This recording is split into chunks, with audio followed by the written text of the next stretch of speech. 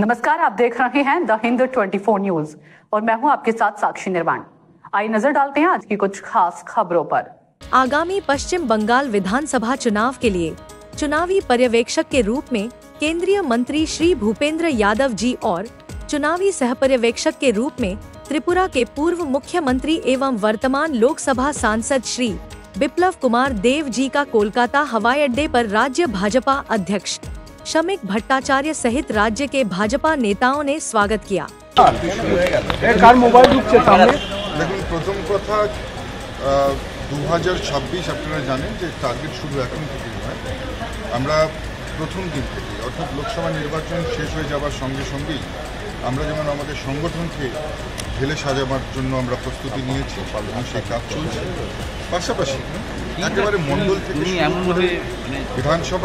বিধানসভা থেকে শুরু করে জেলা প্রত্যেকটা স্তরে যারা আপনারা সাংবাদিক বন্ধুরা রয়েছেন তাদের বুথেও যেমন ভুয়ো ভোটার রয়েছে, ঠিক একই রকমভাবে আমরা যারা প্রত্যেকে জনপ্রতিনিধি আছি প্রত্যেকের বুথ ঘাটলেই সেখানে 50টা 100টা কিন্তু যে ভুয়ো ভোট সেই ভোট কিন্তু আছে। অর্থাৎ মৃত ব্যক্তির ভোট, ঠিকানা পরিবর্তন হয়ে চলে যাওয়া ভোট, বৈবাহিক সূত্রে চলে যাওয়া ভোট, এই ধরনের 100টা ভোট রয়েছে। 95,000 বুথ রয়েছে পশ্চিমবঙ্গে, অর্থাৎ প্রায় 1 কোটি এই ধরনের ভোট রয়েছে। এবং এই ভোটগুলো আমরা জানি সাধারণত রাজ্যে যে সরকার থাকে, যে শাসক দল থাকে, সেই শাসক দলের পক্ষে কিন্তু অজানা ভুতুরে ভোটার সেই ভোটগুলো দিয়ে থাকে। অতএব যদি এই 1 কোটি ভোট কমে যায়, এটা কার ভোট কমবে? নিশ্চিতভাবে শাসক দলের ভোট।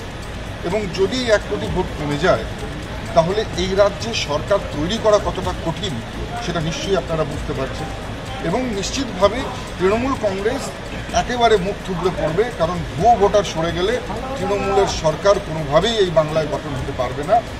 একেবারে আজকে এখানে দাঁড়িয়ে বলতে পারি যে 2026-এ নিশ্চিতভাবে এই বাংলায় বিজেপির সরকার প্রতিষ্ঠিত হবে।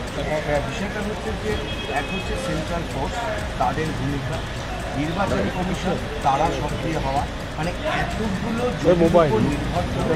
পাওয়ারে আসা না। দেখুন, কথা বলছি যে মানুষ ভারতীয় জনতা পার্টির সঙ্গে আছে, বরাবর আমরা দেখেছি। এবং যে সমস্ত এলাকায় অবাধ নির্বাচন হয় সেই সমস্ত এলাকায় ভারতীয় জনতা পার্টি বিজয়ী হয়। শহরাঞ্চলগুলোতে আপনারা দেখবেন, বেশিরভাগ শহরাঞ্চলগুলোতে মানুষ যেখানে ভোট দিতে পারে, অর্থাৎ যেখানে ভোটে বাধা দান বা যেখানে বলা যায় যে ভোট রিগিং কম হয়, সেই সমস্ত জায়গাগুলোতে দেখবেন বিজেপি নির্বাচিত হয়, কারণ মানুষ ভোট দিতে পারছে। আপনি বর্ডার ভিলেজেসগুলোতে যাবেন, একেবারে ইন্দো বাংলাদেশ লাগোয়া যে সমস্ত বর্ডারগুলো রয়েছে, যে সমস্ত বিধানসভাগুলো রয়েছে, সেখানে একেবারে একটা ছাপ্পা রিগিং এই ধরনের ঘটনা ঘটে বলে কিন্তু অনেকাংশেই আমাদের সেখানে পরাজয় হয়। কিন্তু এবারে যখন এসআইআর হয়ে যাবে, এসআইআর হয়ে যাওয়ার পর ভোটারটাই যখন देखते रहिए द हिंद 24 न्यूज।